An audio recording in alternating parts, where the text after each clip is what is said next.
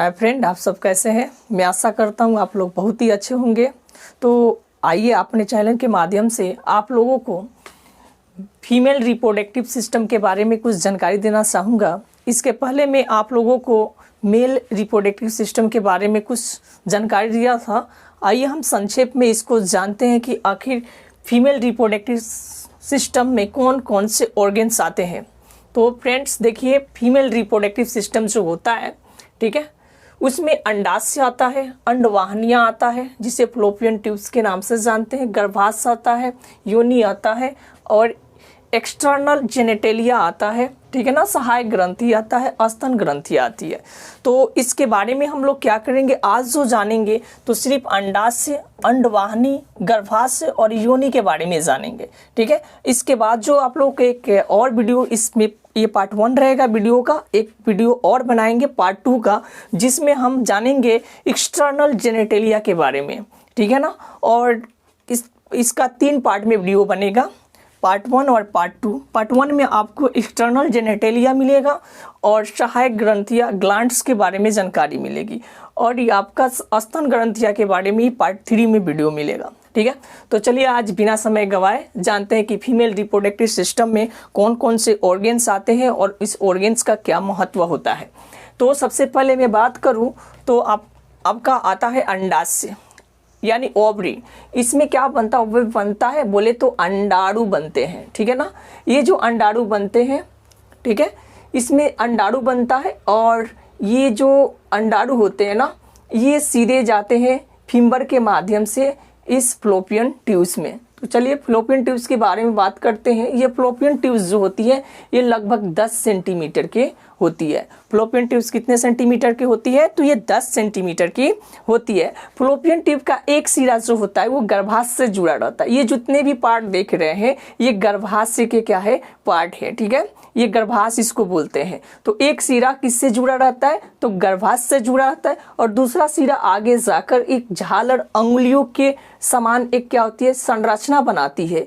जब इस ओवरी में अंडाणु बन जाते हैं, अंडा बन जाता है, तो ये फिम्बरी जो होता है अंडा को क्या करता है, कैच कर और फ्लोपियन ट्यूब में डाल देता है। तो मैंने आपको फीमेल में बताया था कि जो मेल्स जो होते हैं, मेल्स उनके अंदर जो स्पर्म बनता है, स्पर्म बनता है, मेल में जो स्पर्म बनता है, तो ये जो स्पर्म बनता है तो इस स्पर्म में क्या होता है कि माइटोकॉन्ड्रिया होता है, ठीक है ना। तो माइटोकॉन्ड्रिया से स्पर्म का जो होती है वो आगे बढ़ने की उसकी कैपेसिटी, उसको एनर्जी वगैरह मिलता है।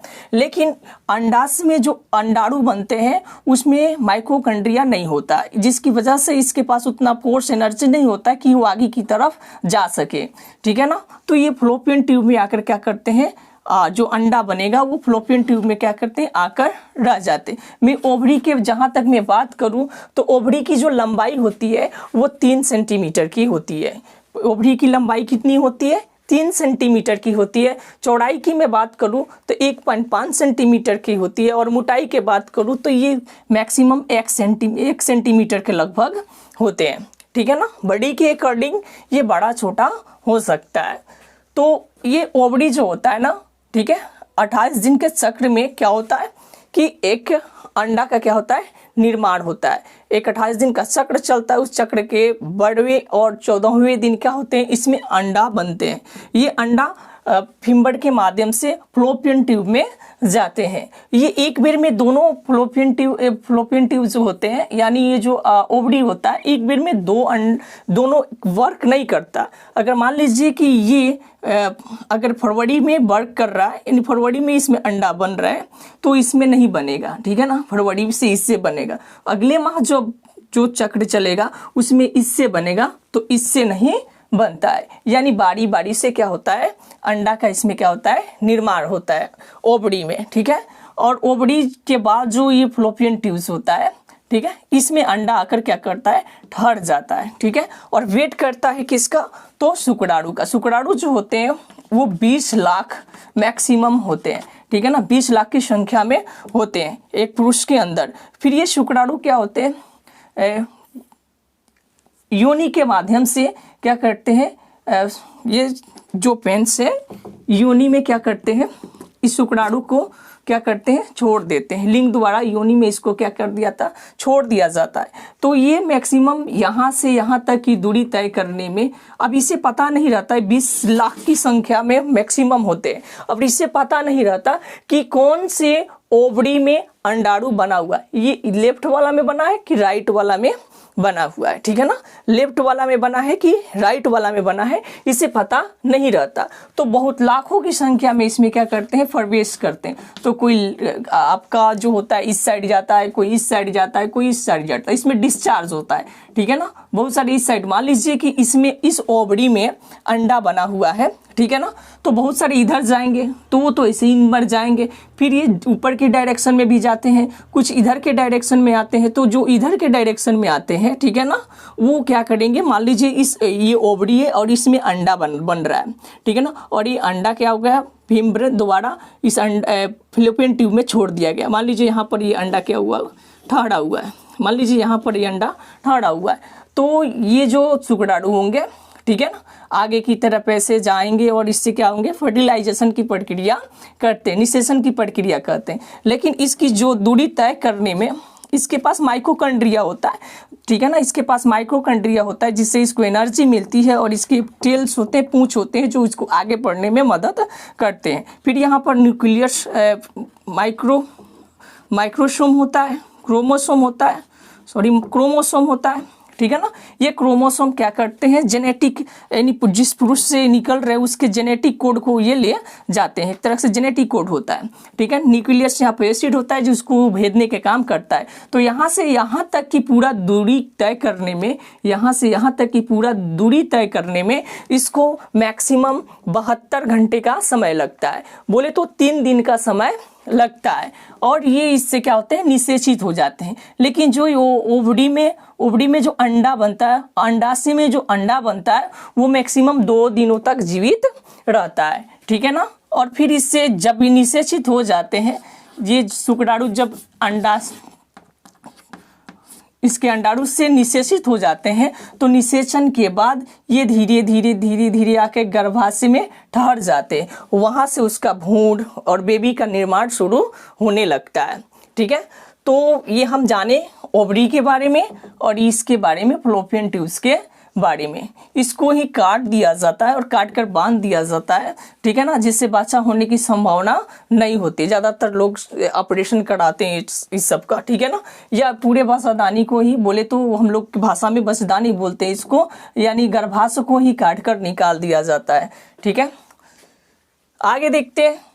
इसके बाद आप देख सकते हैं ये क्या है, गर्भाशय। ये उल्टे नाशपाती की आकार का होता है, ठीक है ना। ये गर्भाशय जो होता है इसकी जो लंबाई होती है वो 7.5 होती है। इसकी लंबाई, ये जो गर्भाशय देख रहे हैं यहाँ से यहाँ तक की जो लंबाई होती है वो 7.5 सेंटीमीटर की होती है। और मैक्सिमम इसकी चौड़ाई की मैं बात करूँ तो ये 5 सेंटीमीटर का लगभग होता है। और इसकी मोटाई की मैं बात करूँ तो ये 3.5 सेंटीमीटर का होता है, ठीक है।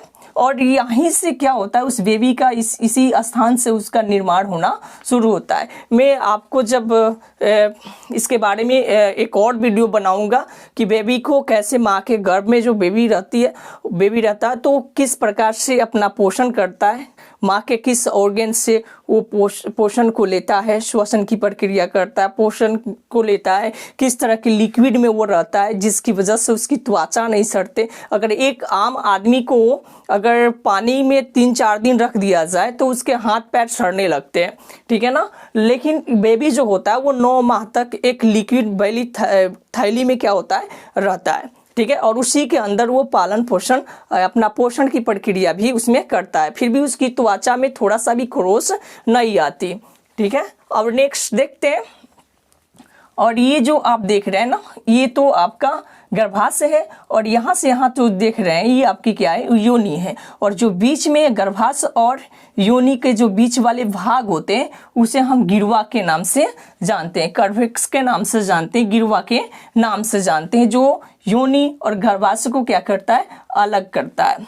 अलग नहीं होता, ज्वाइन होता है, बट ये पार्ट को हम योनि कहते हैं, नीचे वाले पार्ट को, और ऊपर वाले पार्ट को हम गिरवा के नाम से जानते हैं। अब इस योनि में देखिए, ये योनि की जो लंबाई होती है 7.5 सेंटीमीटर की इसकी क्या होती है, लंबाई होती है, ठीक है। और इस योनि से एक वल्वोरी थरल इसमें ग्लैंड्स होता है, जिसमें से एक लिक्विड स्रावित होता है जो इसको चिकना बनाता है। सो मोक के समय क्या करता है, सेक्स के समय क्या करता है, उसको चिकना बनाता है, ठीक है ना। उसका नाम क्या है, तो इसके दीवार से यानी योनि के दीवार में क्या होता है,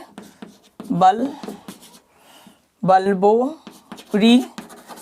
होता है, वल्वोरीथ्रल ग्रंथि होता है, वल्वोरीथ्रल ग्रंथि होता है, ठीक है ना। इसके दीवार में, योनि की दीवार में होता है, जिससे एक लिक्विड स्रावित होता है, चिकना लिक्विड स्रावित होता है, जो संभोग के समय, सेक्स के समय क्या करता है, इसको थोड़ा सा चिकना बनाने का काम करता है।